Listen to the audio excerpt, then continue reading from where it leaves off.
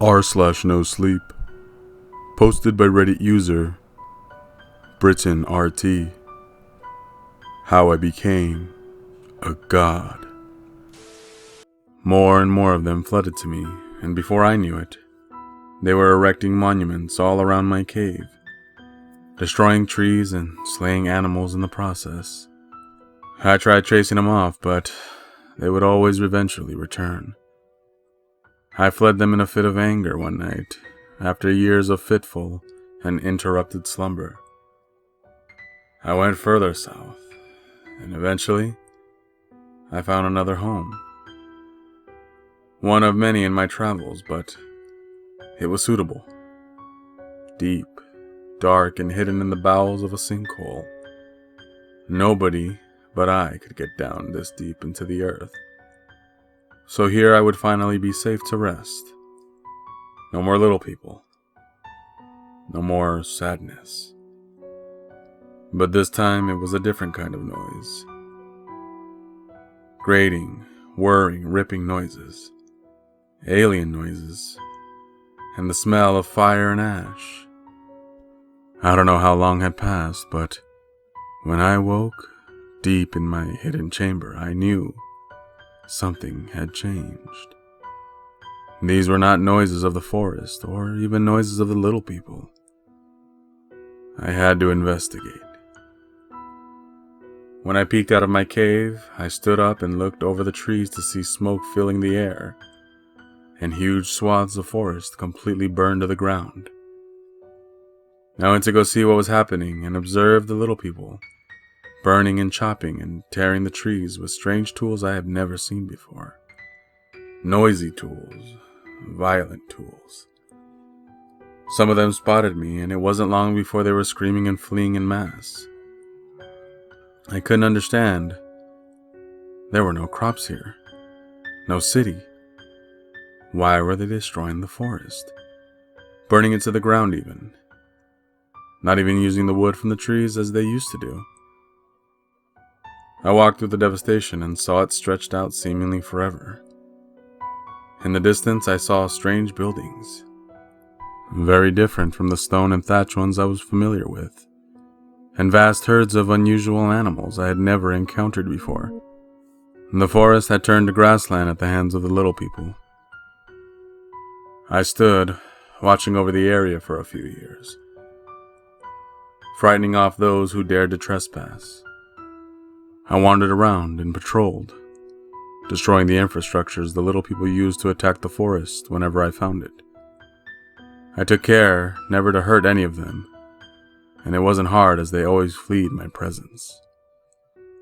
I became cold-hearted though, and felt the little people were a plague, a disease I had to allow to fester. Once again I believed this was my fault. That it was something I could have prevented. Time continued to pass. Many suns, many seasons, many years. I remember one day I saw a strange bird fly overhead. And now I know it was an aeroplane. But at the time it reminded me of the bird from when I was just a young cripple. Giant and majestic. Beautiful. I tried to follow it, but it was far too fast, and I watched it disappear over the mountains. I remember wondering what new lands the bird would discover over there. Maybe ones without people. No matter how much I tried, though, I couldn't stop the destruction. Always small groups, simple tools, and a lot of fire. I could not be everywhere at once.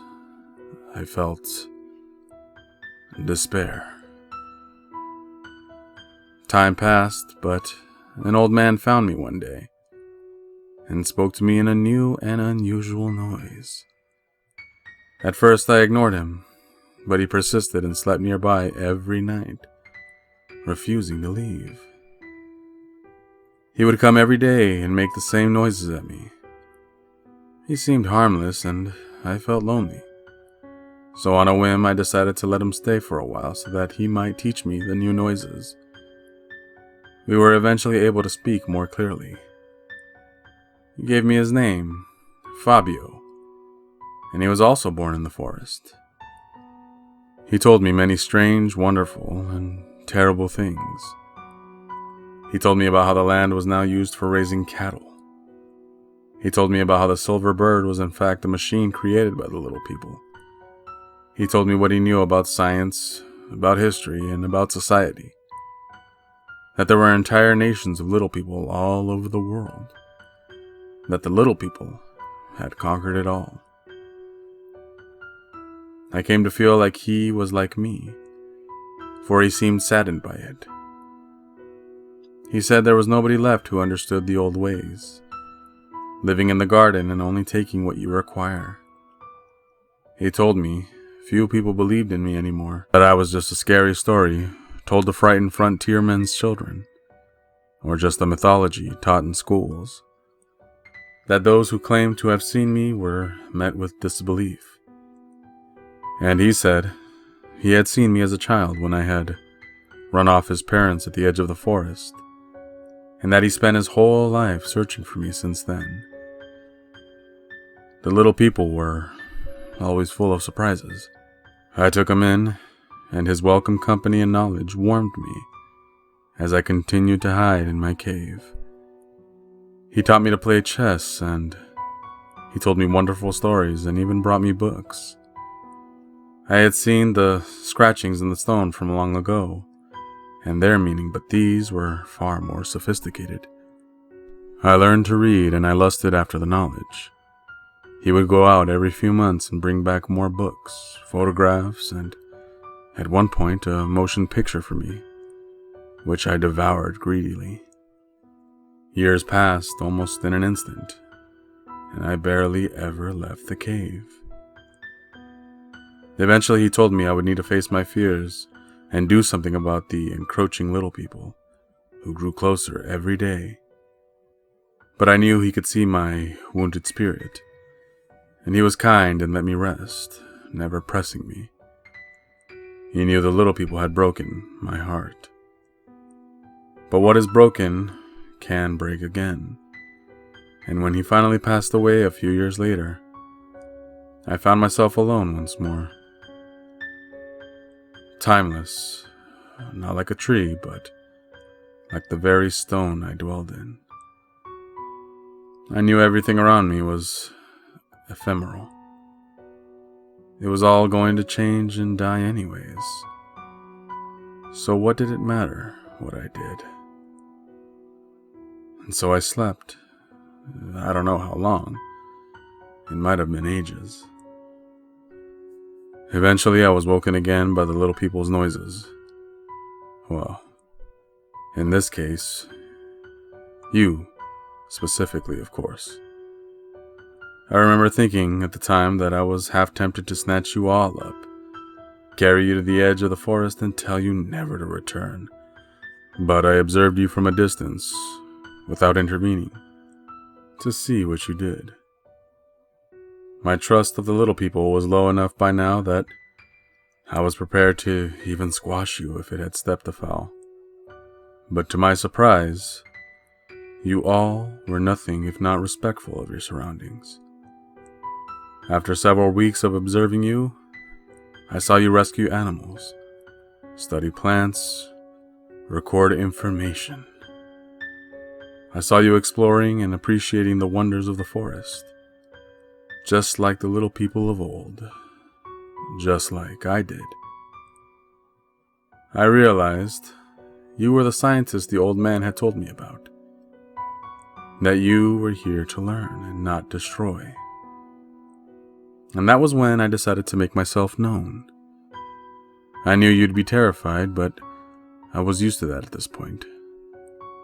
And I still remember the look on your faces when I first presented. But when I managed to convince you I was harmless, your innate scientific curiosity took over, I can only assume. The same curiosity which drives me. I believe you are like the other little people I once knew. Kind, loving, and well-intentioned. And that is why I trust you with my story. I hope you are able to share it and help me. For while I was once called a god, I am just as helpless as a baby snake crawling, crippled in the mud of the forest floor. I turned off the recorder at that point and looked up at the towering feathered serpent, unfathomably large. I told him that was the last thing I needed and that I would return to see him again as soon as I could. He nodded in understanding, but watched with sorrow in his eyes as we slowly made our way into the woods, leaving the cave we had been exploring for weeks behind. My colleagues and I had expected to discover an immense undiscovered network with possibly uncatalogued species. We had not expected to discover this particular uncatalogued species. As I write this log of his recording, we are setting up camp less than a day from the airstrip, where we will be picked up. I don't know if anyone will believe me or if they will think I photoshopped our pictures, but the rest of the team agrees we need to tread lightly, lest we bring him unwanted attention. But I have to do something. I still remember the first words he spoke to me. After all those first days of terror and uncertainty, not knowing if we had discovered a monster, not knowing if we were going to die. But the monster turned out to be anything but. I will never forget what he said the first time he spoke to us. I have been watching you. Do not fear. I have been here a long time. The world is changing and I am crawling in the mud again. I was once a little forest snake, but I was given the name Quetzalcoatl long ago by someone I loved very much. Now once again I am as helpless as a little snake. I need you. Every day my home gets smaller and the little people grow.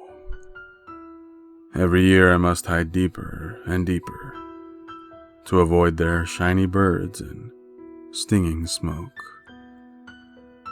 I may look big to you, but I am just a simple creature crawling in the mud. Please, help me save my home.